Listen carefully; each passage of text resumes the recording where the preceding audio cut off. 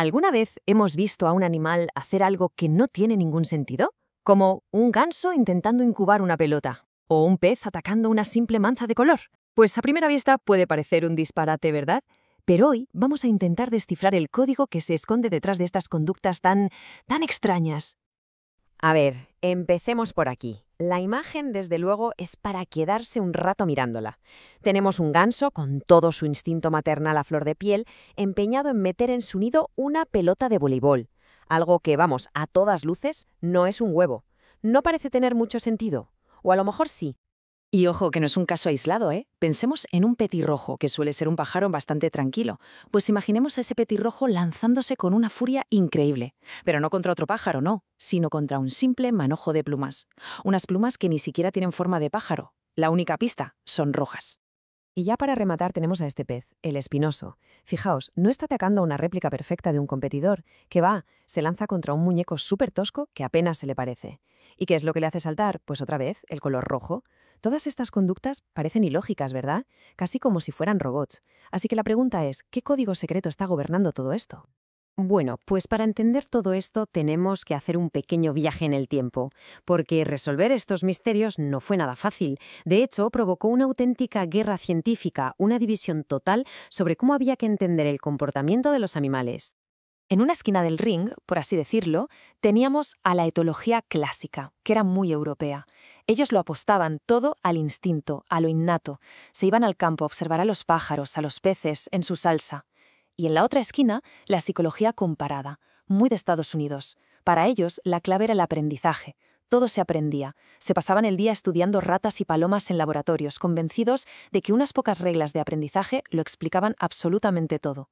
Eran posturas que parecían, totalmente irreconciliables. Pero como suele pasar, al final se dieron cuenta de que la verdad no estaba en ninguno de los dos extremos. Y de la fusión de estas dos visiones tan opuestas, de la mezcla entre instinto y aprendizaje, nació una ciencia nueva, la ecología del comportamiento. Y es precisamente esta ciencia la que nos va a dar las herramientas para, por fin, empezar a descifrar ese código del que hablábamos. Muy bien, pues vamos a meternos ya en faena, a ver cómo funciona esto por dentro. Porque resulta que muchos de estos comportamientos, por muy raros que nos parezcan, siguen una lógica interna súper estricta. Piensen en ello como si fuera un programa de ordenador. El primer concepto clave con el que nos topamos es lo que se llama pauta de acción fija, o PAF para abreviar.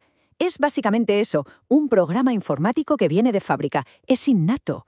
Consiste en una secuencia de acciones que, una vez que se dispara, se ejecuta hasta el final sí o sí, sin pausas, sin importar lo que pase alrededor. Y el caso del ganso lo ilustra a la perfección. A ver, el ganso ve algo que parece un huevo fuera del nido. ¡Clic! Se activa el programa. Empieza a rodarlo con el pico. Pero aquí viene lo alucinante. Si a mitad de camino le quitamos el objeto, da igual si es un huevo o la pelota, el ganso no para. Sigue haciendo el movimiento en el aire como si nada, hasta que llega al nido y hace el gesto final de meterlo dentro.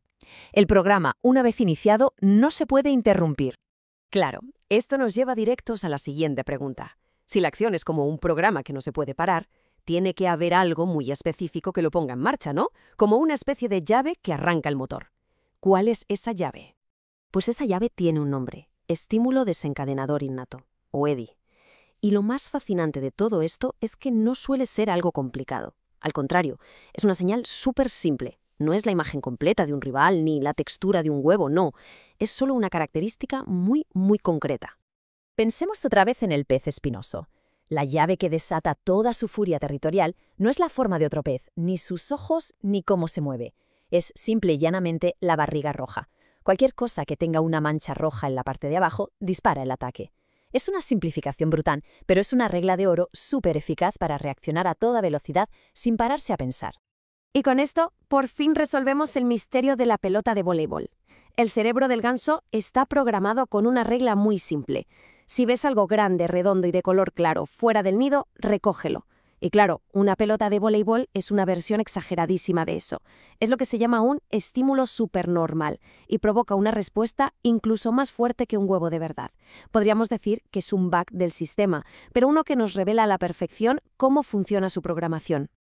Pero cuidado, no vayamos a pensar que todo es instinto puro y duro, programas que no se pueden cambiar. La naturaleza es mucho más sutil. A veces, la propia programación innata lo que incluye es una orden. Tienes que aprender esto. pero eso sí, con unas reglas y unos plazos muy, muy estrictos. Este fenómeno tan curioso se conoce como impronta, o a veces también troquelado. Es un tipo de aprendizaje súper especial, es casi instantáneo, lo que se aprende se queda grabado a fuego para toda la vida, y esto es lo más importante de todo, solo puede pasar durante un periodo de tiempo muy cortito, una ventana crítica que se abre justo después de nacer. El ejemplo de los gansos, de nuevo, es fascinante. Nada más salir del cascarón, ¡zas!, se abre esa ventana crítica.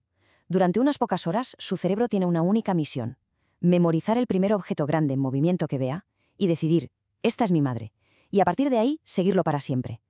Una vez que esa ventana se cierra, ya es imposible. Es una auténtica carrera contrarreloj para aprender lo más importante. Y esto lo demostró de una forma espectacular el famoso etólogo Konrad Lorenz. Él estuvo allí, presente, justo en el momento en que unos gansos salían del cascarón. ¿El resultado? Las crías se improntaron de él. Para ellos, Konrad Lorenz era su madre. Lo seguían a todas partes, nadando, caminando, demostrando así que esto, aunque es una forma de aprendizaje, está totalmente guiado por un calendario biológico que no se puede cambiar. Vale, hasta ahora hemos estado viendo el cómo. Cómo se activan estos programas, cómo funciona la impronta. Pero la ecología del comportamiento va un paso más allá. Se hace la gran pregunta, el por qué. ¿Para qué sirven estas reglas tan raras? ¿Cuál es su propósito evolutivo? Y aquí está la clave de todo. El comportamiento no es algo que ocurra al azar, es una estrategia que ha sido moldeada y pulida por millones de años de evolución. Cada acción, por muy extraña que nos pueda parecer, es en realidad una táctica en el gran juego de la supervivencia y la reproducción, una forma de asegurarse de que los genes propios pasen a la siguiente generación. Para entender estas estrategias, los biólogos a menudo usan algo llamado teoría de juegos. Imaginemos un escenario muy simple. Hay un recurso, comida, por ejemplo, y dos formas de competir por él. La estrategia halcón es luchar siempre, a muerte si hace falta.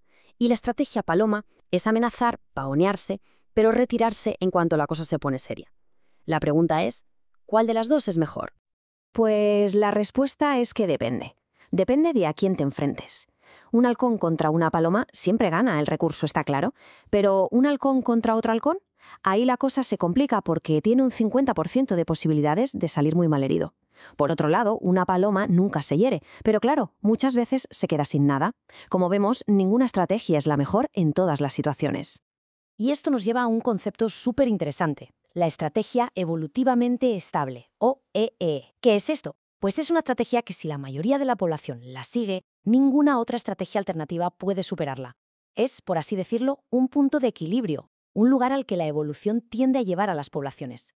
En este juego de halcón-paloma resulta que ni ser siempre un halcón ni ser siempre una paloma es una estrategia estable, sobre todo si el coste de salir herido es alto. La única solución estable es una población mixta, una donde haya una cierta proporción de halcones y una cierta proporción de palomas que se mantienen en equilibrio. Esto nos enseña que el comportamiento óptimo no es algo fijo, sino un balance dinámico que siempre depende de lo que hagan los demás. Así que, como hemos visto, desde el ganso y su pelota hasta el delicado equilibrio entre halcones y palomas, el comportamiento animal es un código fascinante y complejo. Y todo esto inevitablemente nos deja con una última pregunta para reflexionar. ¿Qué restos de todos esos códigos antiguos, de esos programas automáticos y de esas estrategias de supervivencia podrían estar todavía, de alguna forma, dirigiendo nuestro propio comportamiento hoy en día?